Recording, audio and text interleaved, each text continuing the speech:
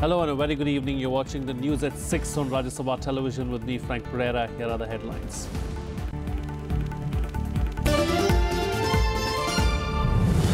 Prime Minister Narendra Modi calls on students across the country to work for a modern India. Referring to Swami Vivekananda's Chicago address, the Prime Minister says that 9/11 of 1893 was all about love, harmony and brotherhood.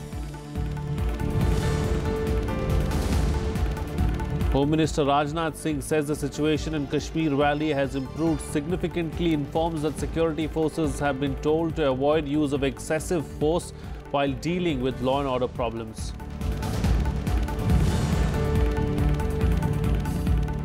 Supreme Court issues notices to Gurugram School and the government over the murder of a 7-year-old student. 2 school officials arrested, acting principal detained for questioning.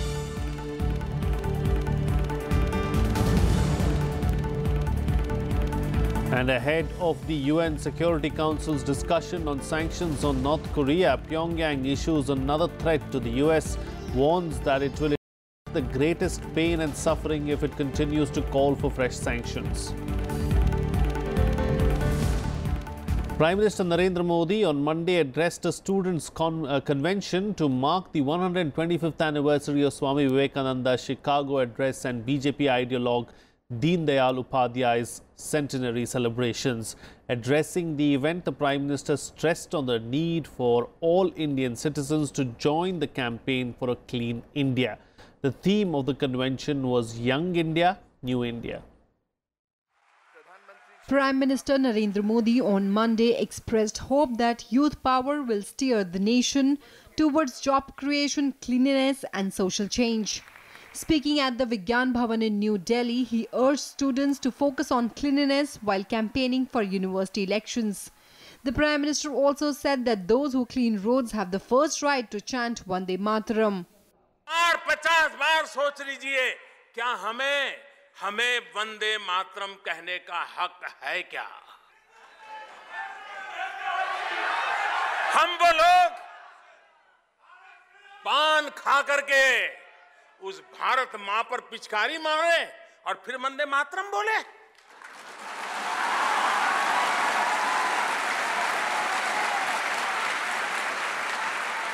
हम वो लोग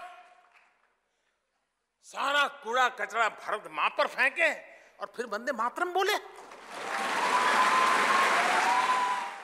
Referring to Swami Vivekananda's Chicago address as 9/11, the Prime Minister said the day entered public imagination after the 2001 terror attack in the US, but there was another 9/11 in 1893 that was all about love, harmony and brotherhood. विश्व को 2001 से पहले ये पता ही नहीं था कि 9/11 का महात्म्य क्या है। दोष दुनिया का नहीं था, दोष हमारा था कि हमने ही उसे भुला दिया था। और अगर हम न भुला देते तो शायद 21वीं शताब्दी का भयानक 9/11 न होता। The Prime Minister's speech to mark the 125th anniversary of Swami Vivekananda's Chicago address and the centenary celebrations of Deen Dayal Upadhyay was heard by university students across the nation via video conferencing on Monday. Bureau Report, Rajya Sabha TV.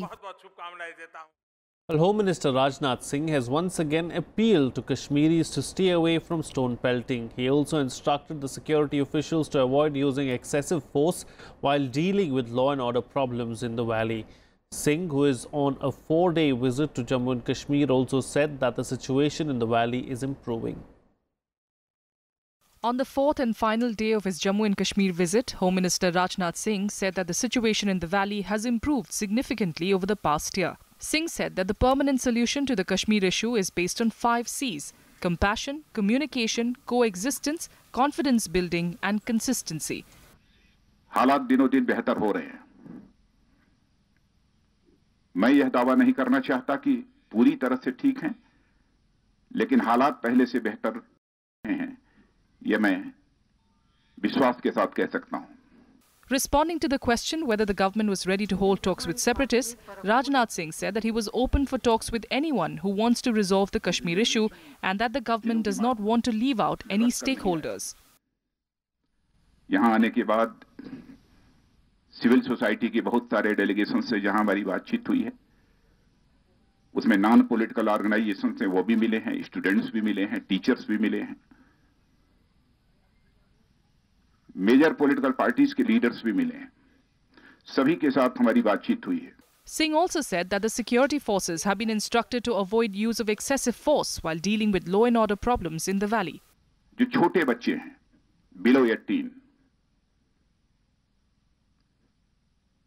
इनमें से बहुत सारे ऐसे बच्चे होंगे जिन्होंने की किसी के बहकावे में आकर पहली बार कोई क्राइम किया होगा, कोई गुस्ताखी की होगी, कोई गलती की होगी।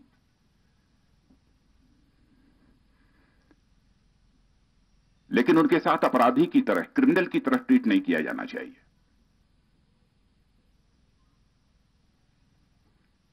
जो भी कार्रवाई करनी है जुवेनाइल एक्ट के तहत ही होनी चाहिए। दहशतगर्दों ने कश्मीर की कई पीढ़ियों को बर्बाद किया है, दहशतगर्दी के कारण बर्बाद किया है, और यकीनन हम एक और पीढ़ी की जिंदगी को किसी भी सूरत में खराब नहीं होने देंगे।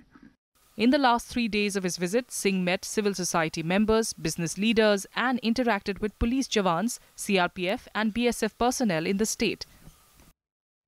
Singh also held meetings with Chief Minister Mehbooba Mufti and National Conference leader Omar Abdullah. Bureau Report, Rajya Sabha TV. Well, moving on, now 2 unidentified militants were killed in an encounter with security forces in Kulgam district of Jammu and Kashmir today. Security forces launched a cordon and search operation in the Khudwani area of Kulgam district yesterday following specific information about the presence of some militants there. During searches, the militants opened fire at the security forces who retaliated, leading to a gunfight. 2 militants were killed in the encounter. This comes a day after security forces killed 2 local Hizbul Mujahideen militants in an overnight encounter in Shopian on Sunday. A 3rd militant surrendered. The Supreme Court has issued notices to the central government, CBI, Haryana government and the CBSE after a 7-year-old boy was murdered in a toilet in Gurugram's Ryan International School. Both central and state government have assured the parents of fair probe. So far, 2 top school officials have been arrested and an SIT has been formed to investigate the matter. After countrywide rage over the killing of a 7-year-old Pradyuman Thakur inside Gurugram's Ryan International School, the Supreme Court on Monday has issued notices to the central government, the CBI, Haryana government and the CBSE. The victim's father, Varun Thakur, had sought a CBI probe in the case, which prompted the Supreme Court to look into the matter. His petition also asked for comprehensive guidelines for all schools to avoid such tragic incidents in future. This is happening everywhere in the country. If this is so, we want this action to be initiated and taken not only against of this school, but fixing the responsibility and liability upon all the schools whosoever is defying such rules and regulations. And let there be an audit, let there be a guideline of the Supreme Court, and this is for this we are approaching to the court. And also for a full-fledged, free, fair, impartial and independent investigation, it should be conducted through the CBI. ये सारी चीजें मैं बोल चुका हूँ, ये चीजें हमारे सबको और वो करती हैं, सपोर्ट करती हैं कि हाँ इस स्कूल में सिक्योरिटी लैप्सेस थी, जो एक रीजन है प्रद्युम्न की मौत का. Taking action on the case, 2 top officials of the school have been arrested, while the acting principal was detained for questioning by the Gurugram police. 14 police teams constituted to probe the case questioned the school staff, while an SIT team would interrogate school CEO Ryan Pinto and director Albert Pinto in Mumbai. This even as Ryan Pinto and his parents approached the Bombay High Court seeking anticipatory bail in connection with the case. Juvenile justice act के अंतर्गत प्रावधान है जो लोग हैं responsible to ensure a safe environment, जो negligent रहे हैं या उनका और कोई रोल रहा है, उसका हमने जुवेनाइल जस्टिस एक्ट कल इन्वोक किया था. उसके संबंध में हमने 2 गिरफ्तारियां की हैं. जो स्कूल का जो मैनेजमेंट के जो रिस्पॉन्सिबल जो लोग हैं उनको 2 को हमने गिरफ्तार किया है और उनको हम कोर्ट में पेश करेंगे. Both HRD Minister Prakash Javadekar and Chief Minister Manohar Lal Khattar gave assurances to the distressed parents that there won't be any leniency and the school management will be held accountable. School की जो घटना हुई बहुत दुर्भाग्यपूर्ण है. इसके घटना के घटित होते ही तुरंत मैंने अपने शिक्षा मंत्री को गुरुग्राम में भेज दिया था. वो सब चीज़ों पर ध्यान किए हुए हैं. जो भी दोषी उसमें होंगे उनके खिलाफ सख्त से सख्त कार्रवाई की जाएगी. हमारी टीम गई है, हरियाणा की सरकार भी हरकत में आई है और पुलिस भी काम कर रही है. तो मुझे लगता है नतीजा आएगा, दोषी को सजा होगी और ये फिर से न हो. इतनी कड़ी एक माहौल भी बनाने की बात है तो निश्चित रूप से हम संवाद करते रहेंगे. A show cause notice by the district administration has been issued to the school to ensure safety in its premises, and the school has 15 days to respond to it. All Ryan group of schools in Delhi NCR were shut today and will remain closed tomorrow as well. Bureau Report, Rajya Sabha TV. Well, India on Monday agreed to provide further defence assistance to war-torn Afghanistan during a meeting between External Affairs Minister Sushma Swaraj and her Afghan counterpart Salahuddin Rabbani in New Delhi. Addressing a joint press meet after co-chairing the Indo-Afghan Strategic Partnership Council, both leaders vowed to combat terrorism. The Afghan leader noted that India and Afghanistan were victims of terrorism and violent extremism. Both countries inked 4 pacts, including the Motor Vehicles Agreement, and discussed measures for enhancing trade and investment cooperation. Afghanistan also pitched for India's permanent membership at the United Nations Security Council. Salahuddin Rabbani later met Prime Minister Modi and discussed bilateral relations. We remain united in overcoming the challenges posed by cross-border terrorism and safe havens and sanctuaries to both our countries. We will extend all possible assistance and begin implementation of the near 500 scholarship programs for the next of kin of the martyrs of Afghan National Defence and Security Forces from academic year 2018. We thank India for our continued security cooperation. Afghanistan remains the frontline state in the fight against terrorism, and the enabling environment for terrorism is directly linked to the continued support they receive from outside of Afghanistan. Well, BJP President Amit Shah is on a 3-day visit to Kolkata to expand the party's base in West Bengal. He arrived in the state capital last night as hundreds of supporters gathered at the airport to greet him. Today, the BJP president visited the ancestral house of Swami Vivekananda, where he paid floral tributes. Shah was accompanied by BJP General Secretary Kailash Vijaywargiya, Union Ministers Babul Supriyo and SS Ahluwalia, besides State BJP President Dilip Ghosh, among others. Amit Shah will hold a press meet on Wednesday, besides attending a meeting with the Chamber of Commerce. President is repeatedly visiting West Bengal to boost the enthusiasm of our cadre and to spread the message of BJP to one and all in the Trinamool Congress dominated West Bengal. The misrule and the dictatorial regime of Mamata Banerjee should end, and all our efforts will be towards that. Vice President M Venkaiah Naidu today released a documentary film, Kumbh Eternal Journey of Indian Civilization. Naidu said citizens, especially the younger generation, should be fully acquainted with the roots of Indian culture, ethos and history. The Vice President said the knowledge, understanding and history about the country was known through the perspective of foreign writers. He further said the Kumbh Mela illustrates that India is the spiritual capital of the world, and it is an event where great spiritual integration of people takes place. Stating that culture and religion were not the same, the Vice President complimented the India Inspires Foundation and the Indus University who made the Kumbh Mela documentary. This is a growing symbol of India's rich spiritual heritage. The Kumbh Mela is the world's largest and biggest gathering of pilgrims at one event seen at the Kumbh Mela, where millions of people across the country and also from abroad They come here to the holy rivers and then they take bath and also they gather there to purify themselves. So Kumbh Mela illustrates that India is the spiritual capital of the world.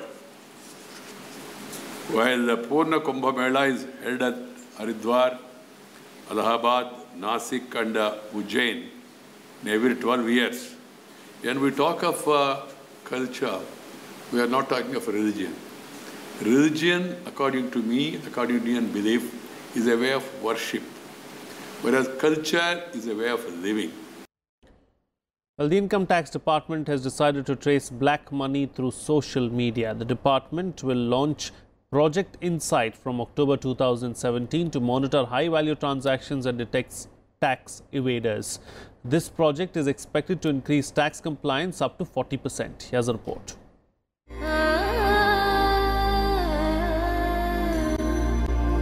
Are you one of those who posts pictures of a luxurious lifestyle, lavish cars and holidays on Facebook and Instagram? It could land you in trouble if you're also avoiding filing taxes or understating your tax liability. That's because the Income Tax Department is launching Project Insight next month.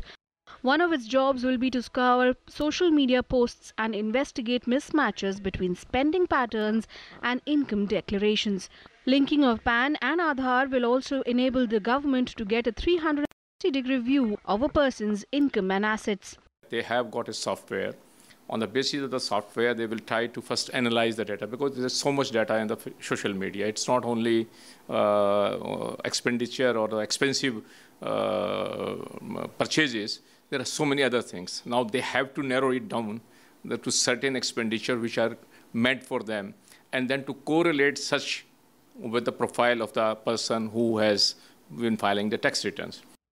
The IT department will set up new compliance management centralized processing center to handle preliminary verification, generation of bulk notices and follow-up. The project, costing about 1,000 crore rupees, has been built over 7 years. Countries like Belgium, Canada and Australia are already using such data to unearth tax evasion. India currently has just 24.4 lakh taxpayers who have declared an annual income of over 10 lakh rupees. Yet for the last 5 years, 25 lakh new cars, including 35,000 luxury cars, are bought every year. In a country of more than 125 crore people, just about 3.5 crore are in the income tax net. Only 3.3% of the population pays tax in India, compared to 39% in Singapore, 46% in the US and 75% in New Zealand. Project Insight is expected to play a key role in widening the tax base and data mining to track evaders. Kriti Mishra's report for Rajya Sabha TV.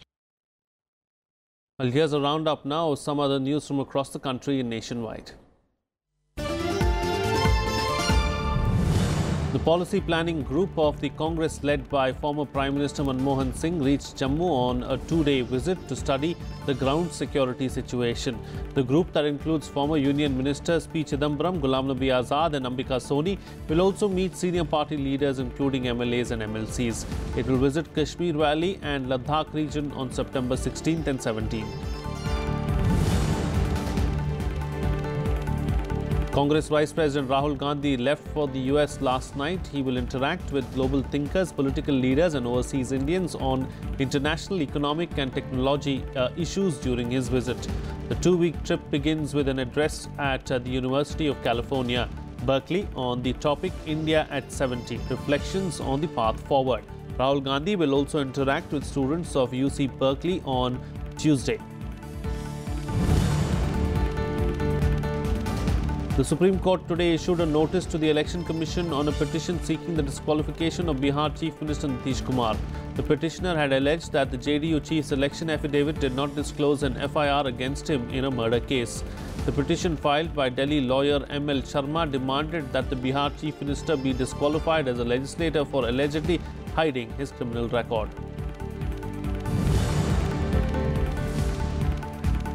The Supreme Court was informed that 7 MPs and 98 MLAs are being probed for substantial increases in their assets. The Central Board of Direct Taxes told the court that the names will be submitted to the Supreme Court in a sealed cover on Tuesday.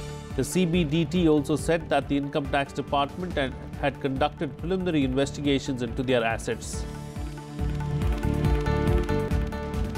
Well, as the UN Security Council prepared to meet late on Monday to discuss sanctions on North Korea, Pyongyang has gone ahead and issued another threat to the United States. North Korea has said that it will inflict the greatest pain and suffering on America if it continues to call for fresh sanctions. These sanctions would be a response to North's 6th nuclear test last week. The United States has reportedly watered down its sanctions resolution against North Korea in the hope that it would win it the support of China and Russia. Both countries are permanent members of the UN Security Council and are yet to offer the US their support against North Korea. The US is reported to have dropped the Kim Jong-un asset freeze clause from the revised draft resolution, while also tuning down the oil embargo, replacing it with a proposal to gradually reduce oil exports. We have been clear in close consultations with the Americans that oil has to be included as an element of sanctions. Would that be complete halt to the shipment of oil into North Korea? Would it be a reduction, or would it reach some kind of a level of reduction? That all is a matter of discussion between the council members. I do believe that the whatever makes into the final text and adopted by consensus, hopefully, will have significant consequences in terms of greater economic pressure on North Korea. Other concessions include softening proposed restrictions on North Koreans working overseas and enforcing inspections of ships suspected of carrying cargo banned under previous UN sanctions. A proposed ban on North Korean textile exports, however, remains in place. Others would say there are still many more ways, many other tools remaining to put further pressure on the North Korean economy, but the negotiations on the current resolution has specifically focused on those areas that will have a significant impact on economic pressure. Meanwhile, Japanese Prime Minister Shinzo Abe has justified increasing the involvement of Japan's military in regional security, saying Japan must confront the realities of the security environment it faces. 厳しさを増す我が国の安全保障環境を前に、我々は目の前の現実に真正面から向き合わねばなりません。限定的な手段的自衛権の行使を含む平和安全法制を制定。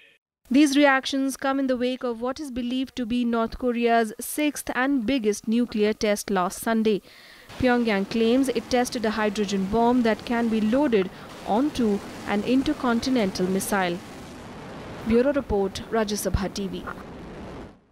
Well, in the US, powerful winds from Hurricane Irma whipped through southwest Florida on Sunday, downing power lines and leaving a trail of debris behind. Irma is continuing to lash Florida as it moves north of Tampa, but is losing strength and set to be downgraded to a tropical storm later today. Here are the details. But it's really pretty dangerous outside, to be honest with you. Nobody should be out. Nobody. That right there is Biscayne Bay, and all of this water is covering my block. That's the voice of Veronica Fernandez, one of the millions affected by Hurricane Irma. Fernandez said that the local residents had not seen a storm so powerful since Hurricane Andrew 25 years ago. Over 150,000 people in Florida were reported to be in shelters, and up to 3 million people are without power in the state.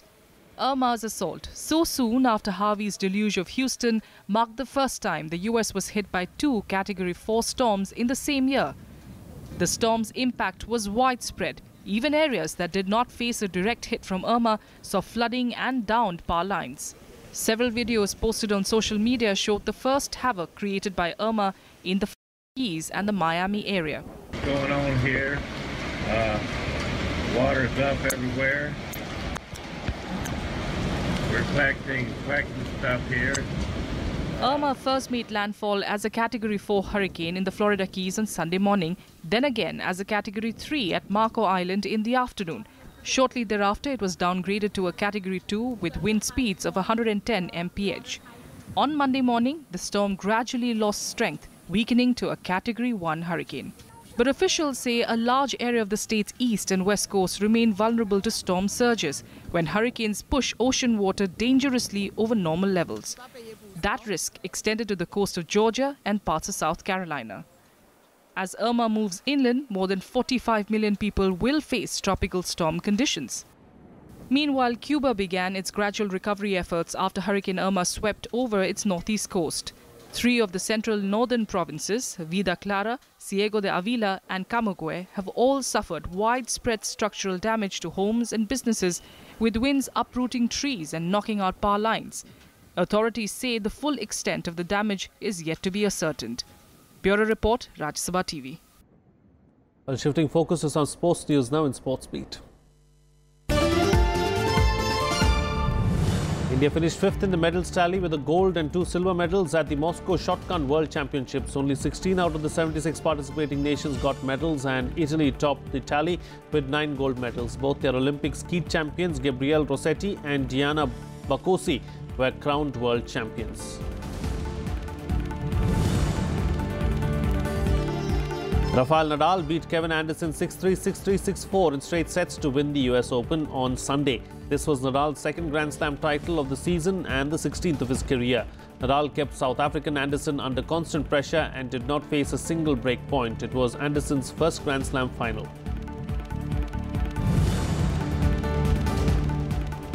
In soccer, Hoffenheim beat Bayern Munich 2-0 in the Bundesliga. Mark Uth scored the quick first goal in the first half, which helped Hoffenheim to take the lead with a score of 1-0.